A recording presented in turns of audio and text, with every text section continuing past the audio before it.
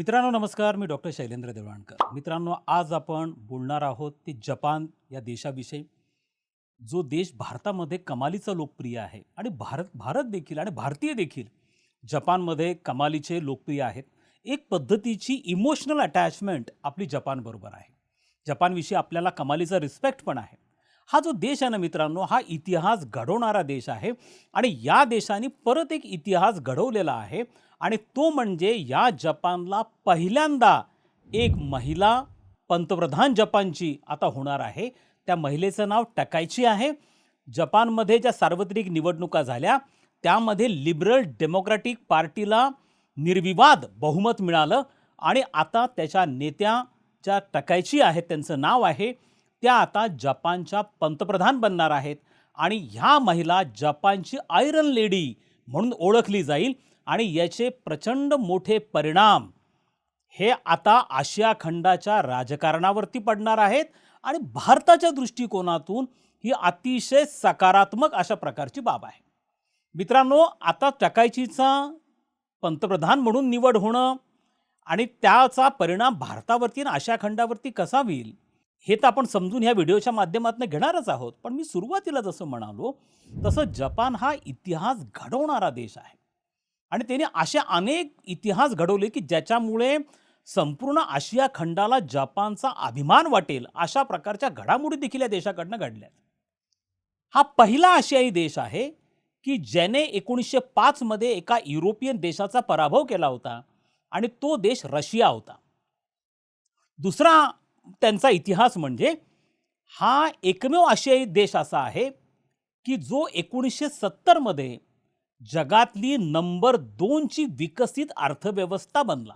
अमेरिकेनंतर 1970 मध्ये ज्याचा सगळ्यात जास्त जीडीपी ग्रोथ रेट आहे आणि जीडीपीचा आकार आहे अशा प्रकारचा देश बनण्याचं देखील विक्रम हा जपानच्या नावाने आहे. तिसरा थोडा नकारात्मक आहे. मात्र हा एकमेव देश असा आहे की ज्याच्यावरती अणुबॉम्ब टाकले गेले होते. इतिहासामध्ये म्हणजे जेव्हा अणुबॉम्बचा शोध लागला त्याच्यानंतर आत्तापर्यंत अणुवस्त्र हे जगामध्ये केवळ एकदाच वापरले गेले अणुबॉम्ब आणि जपानच्या हिरोशिमा आणि नागासाकीवरती हे अणुबॉम्ब टाकले गेले होते. आता मित्रांनो बघा, हा देश जो दुसऱ्या महायुद्धामध्ये बेचिराग झाला होता, या देशावरती अमेरिकेचा पूर्णपणे प्रभाव होता. असा 1945 मध्ये बेचिराग झालेला देश 1970 मध्ये जगातली दुसऱ्या क्रमांकाची मोठी अर्थव्यवस्था बनतो. ही जी किमया जपानने घडून आणलेली आहे ती अक्षरशः त्याच्यावरती आपण एक स्वतंत्र व्हिडिओ करावा अशा स्वरूपाचा खरं तर हा विषय आहे. परंतु ते अनुकरण अनेक देशांसाठी फार महत्त्वाचं आहे आणि आता ह्या देशाचं महत्त्व या दृष्टिकोनातून देखील महत्त्वाचं आहे की आता आशिया खंडामध्ये भारताबरोबर जपान हा दुसरा देश आहे की जो चायनाच्या डोळ्यात डोळे घालून चायनाला प्रत्युत्तर देण्याचा प्रयत्न करतो आहे. या जपानमध्ये आणि चायनामध्ये प्रचंड तणाव वाढलेला आहे. या तणावाचे दोन मुद्दे आहेत. एक तैवानचा प्रश्न आहे आणि एक बेट आहे पॅसिफिक ओशनमध्ये ज्याला सेनकाकू आयलंड म्हणतात. त्याच्यावरनं हे दोन्ही देश कोणत्याही क्षणी युद्धाला जातील अशा प्रकारची परिस्थिती आहे आणि अशा वेळेला टकाइची ज्या आहेत ह्या जपानच्या पंतप्रधान बनता आहेत. आता नेमक्या ह्या लेडी कोण आहेत? 64 इयर्स ओल्ड आहेत आणि जपानचं जे जेनझी आहे, यंग पॉप्युलेशन आहे, ते प्रचंडपणे त्यांना सपोर्टिव्ह अशा प्रकारचं आहे आणि जपानच्या धोरणामध्ये मोठ्या प्रमाणावरती बदल घडून आणणारी ही आयरन लेडी म्हणून तिच्याकडे आज बघितलं जातं आहे. खरं तर जपानच्या 1945 नंतरच्या आपण संपूर्ण जर इतिहास पाहिला त्यापूर्वी लष्करी राजवट जपानमध्ये होती.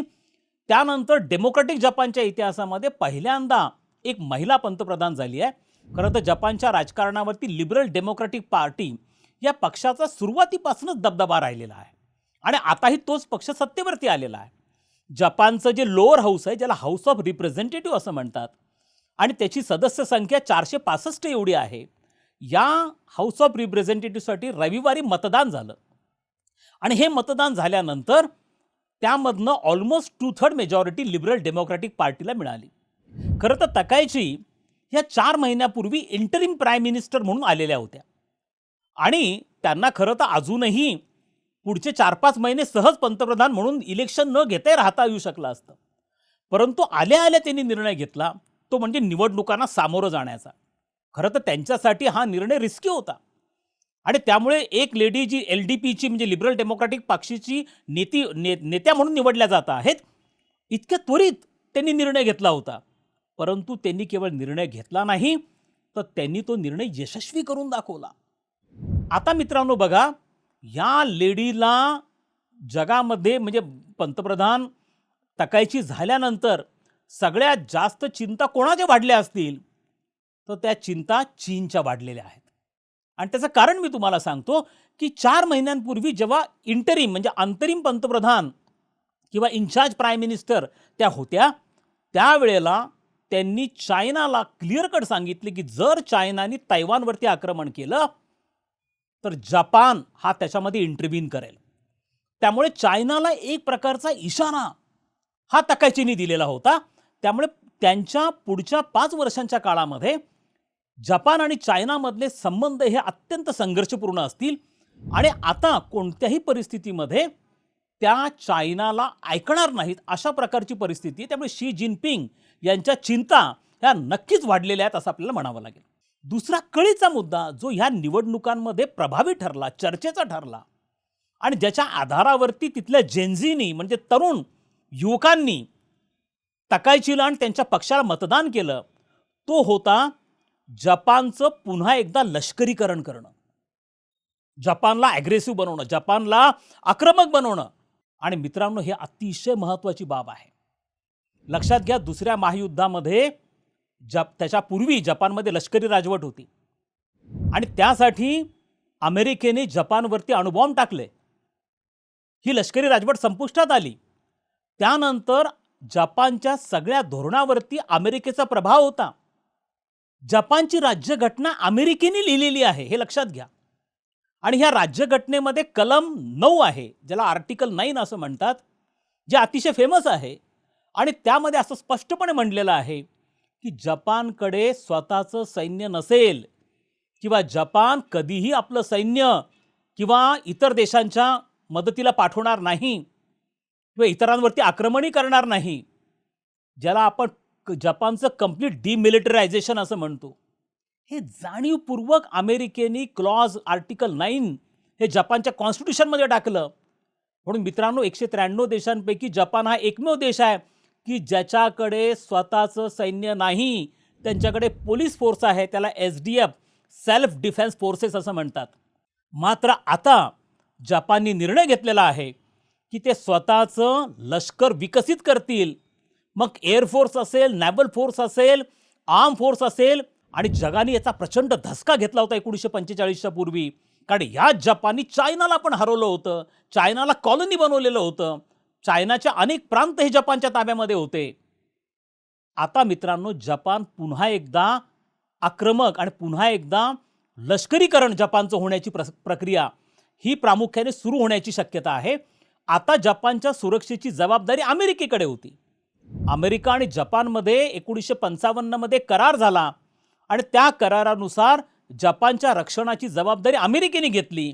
आणि आजही जपानच्या ओकिनावा बेटावरती अमेरिकेचे 55,000 सैनिक आहेत आणि या मेंटेनन्सचा कॉस्ट ह्या सैनिकांचा अप्रॉक्सिमेटली $10 बिलियन आहे. त्यामुळे या इलेक्शनमध्ये चर्चेचा मुद्दा असा होता की जपाननी अमेरिकेच्या सोल्जर्सवरती, सैन्यांवरती $10 बिलियन अब्ज डॉलर्स का खर्च करायचे, तेवढा पैसा आपण आपल्यासाठी लावू. त्यामुळे हा डिबेट महत्त्वाचा होता आणि टकायचींनी हा स्टँड घेतला होता जपानच्या रिआर्मामेंटचा. आणि त्यामुळे पुढच्या 5 वर्षामध्ये आक्रमक जपान हा जगाच्या पुढे येऊ शकतो, ही देखील शक्यता आपल्याला नाकारता येत नाही. तिसरा अतिशय महत्त्वाचा की अमेरिकेचे जे मिलिटरी बेसेस जपानवरती आहे, खरं तर त्यांनी शब्द असा वापरला टकायचींनी, जेव्हा याच्यापूर्वी ज्यांनी जसं त्यांचा पंतप्रधान म्हणून त्यांची LDPचे नेत्या म्हणून घोषणा झालेली होती आणि जेव्हा इंटरिम त्या पंतप्रधान होत्या, तेव्हा त्यांनी अमेरिकेबरोबरच्या जपानच्या मैत्रीला लिमिटलेस फ्रेंडशिप असं म्हटलेलं होतं. हे जरी खरं असलं आणि डोनाल्ड ट्रम्पनी देखील त्यांची आयरन लेडी म्हणून त्यांच्यावरती ट्विट केलेलं असलं, तरी देखील आता अमेरिका आणि जपानमधले देखील संबंध कदाचित तणावपूर्ण बनू शकतात. कारण अमेरिकेने जे सैन्य ओकिनावामध्ये ठेवलेले आहेत त्यांचा खर्च जपानने का उचलायचा, हा देखील प्रश्न भविष्यामध्ये येऊ शकतो.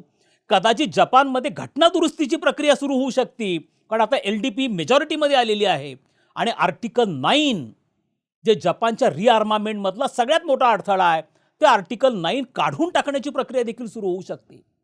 आता जर भारताच्या दृष्टिकोनातून विचार केला तर आशिया खंडामध्ये चायनाचा सामना करू शकेल किंवा चायनाला टक्कर देऊ शकतील असे जे 2 देश आहेत ते भारत आणि जपान आहे.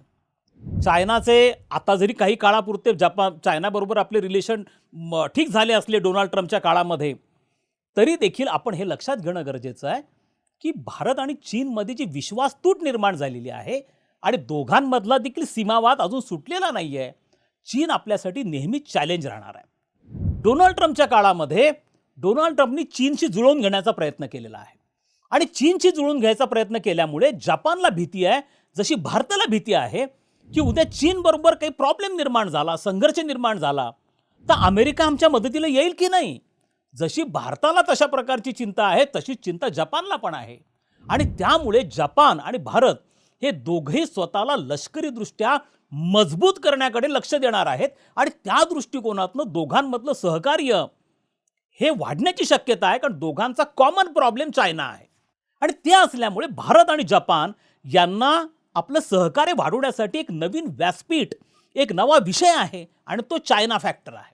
आणि त्यामुळे ही शक्यता पण नाकारता येत नाही की जे क्वाड नावाचा ज्या गटाची कल्पना ही ॲक्च्युली जपाननेच टाकलेली होती. क्वाड म्हणजे ज्याच्यात 4 सदस्य देश आहेत, ज्यामध्ये अमेरिकेचा समावेश होतो, जपान आहे, ऑस्ट्रेलिया आहे आणि भारत आहे. आता हे जे 4 देश आहेत जे क्वाडचे सदस्य देश म्हणून ओळखले जातात, खरं तर ही कल्पना 2008 मध्ये शिंझो ॲबे हे तत्कालीन जपानचे पंतप्रधान यांनी मांडलेली ही कल्पना आहे आणि त्यानंतर त्याचं रिजर्वेनेशन हे प्रामुख्याने डोनाल्ड ट्रम्पच्या पहिल्या टर्मच्या काळामध्ये झालं.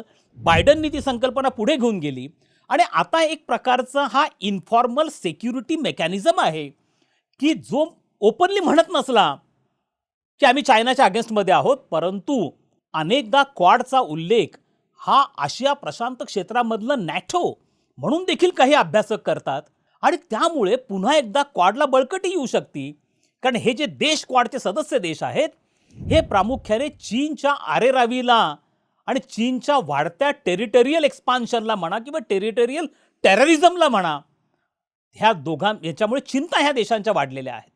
त्यामुळे क्वाडला पुन्हा एकदा बळकटी येण्याची शक्यता नाकारता येत नाहीये. त्यामुळे जर सिक्युरिटी पर्स्पेक्टिव्हमधनं आपण बघितलं तर जपान तकाईचीच्या काळामध्ये भारत आणि जपान आणखीन जवळ येण्याची शक्यता ही नाकारता येत नाही. इकॉनॉमिक कॉपरेशन महत्त्वाचं आहे.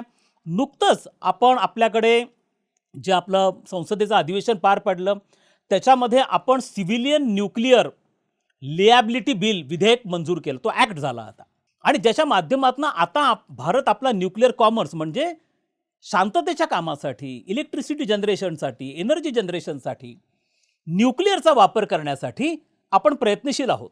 मित्रांनो, जगातला जो सगळा न्यूक्लिअर कॉमर्स आहे किंवा न्यूक्लिअरच्या बाबतीमधला ट्रेड आहे, याच्यावरती मोनोपोली कोणाची आहे तुम्हाला कल्पना आहे का?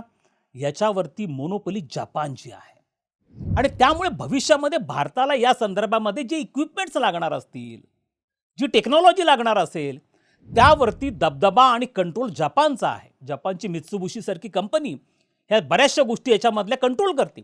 म्हणजे जरी फ्रान्स असेल, अमेरिका असेल, यांच्याकडे न्यूक्लिअर एनर्जीचा प्रसार झालेला असला तरी टेक्नॉलॉजीसाठी ह्या सगळे देश जपानवरती डिपेंडंट आहे.